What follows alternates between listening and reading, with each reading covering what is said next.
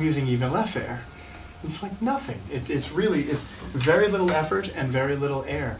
It's just that the small amount of air that I'm using is being given instructions very clearly from my tongue to be a high note, and my lips are saying, yeah, cool, here we go, and that's it. There's no internal struggle. There's no war between air pressure and tight lips. It's really just a whistle. It's a particular whistle. You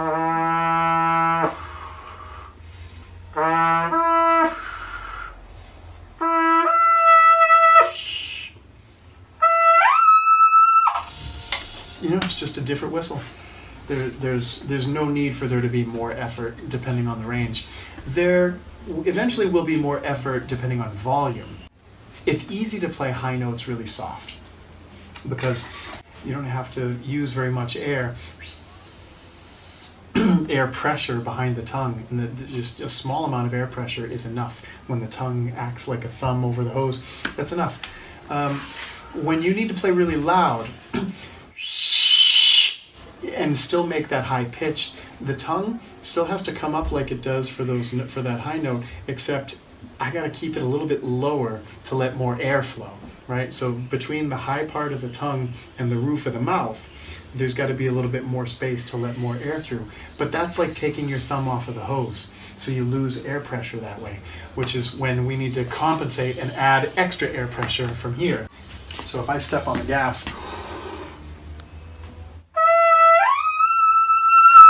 you know, then I have to squeeze more, because at the same time I'm dropping my tongue and letting more air flow. If I didn't add extra pressure, then this would happen.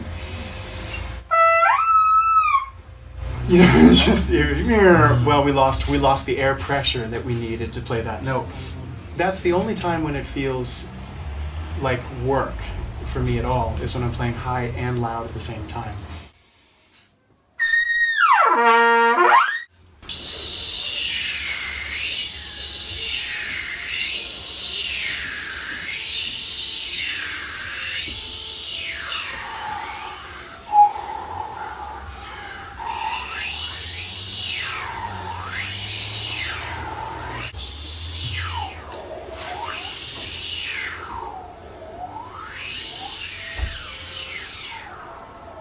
Nice.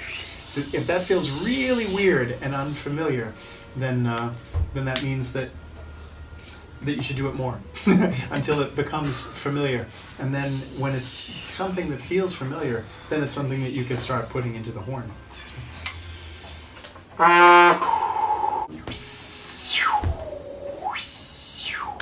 So that pretty much covers the entire range that you could ever ask. You know, like double C into the pedals.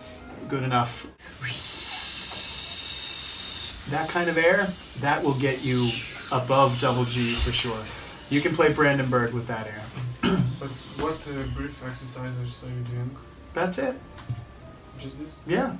But we don't move large amounts of air through the instrument. Even when we're playing really loud on a low note, it's still not that much air. Like,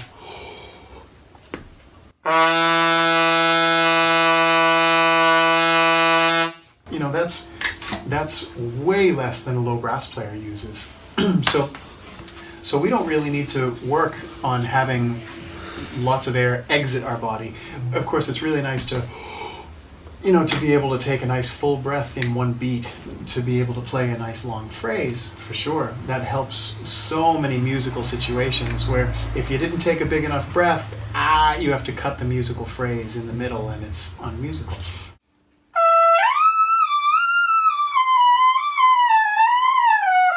You know, it's like prioritize, you know, just total efficiency and economy of the use of your body.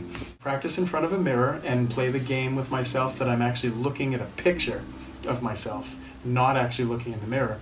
Watching my muscles, watching everything, and making sure that I have perfect control over everything and nothing is moving. If you let your tongue do the work, if you